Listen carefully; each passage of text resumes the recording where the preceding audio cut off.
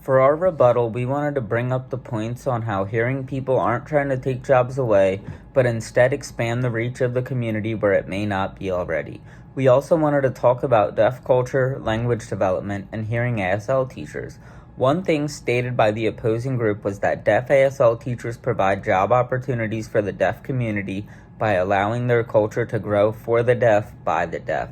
However, we believe that by having hearing ASL teachers, more people can become aware of and included in this community, allowing it to grow bigger and stronger. For example, by having hearing ASL teachers in schools, we can include hearing children into the deaf culture by helping them learn ASL, which would in turn also help spread the deaf community and culture further.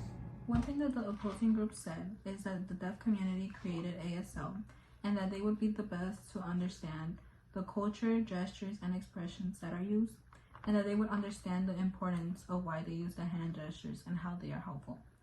Although this is true, hearing children of deaf adults can also be part of the community and would also become knowledgeable of the culture, maybe not on the same level, but they would also understand it.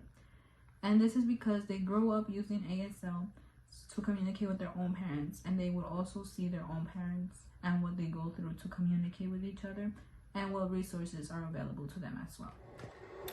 One of the things the other group stated was that deaf teachers have the training and background knowledge in culture and diversity, and deaf ASL teachers can help with foreign languages at home and in the classroom and open them up to a bigger community without limitations, which is why incorporating hearing ASL teachers would be beneficial, especially for children's development.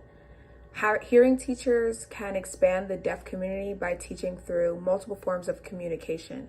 Having hearing ASL teachers helps with hearing and deaf interactions that are inevitably going to happen. Exposing children to this type of interaction will boost their social-emotional, cultural, and academic parts of development. For point 4, I'll be arguing against the claim that hearing teachers would have an ulterior motive for wanting to teach ASL about deaf culture. This claim can be applied to almost every career or teaching job.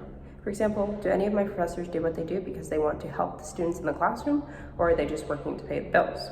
One cannot truly know a person's intentions unless the individual is open and honest about why they chose their career. Although trying to negate this problem may be difficult, there can be ways to minimize hiring these individuals.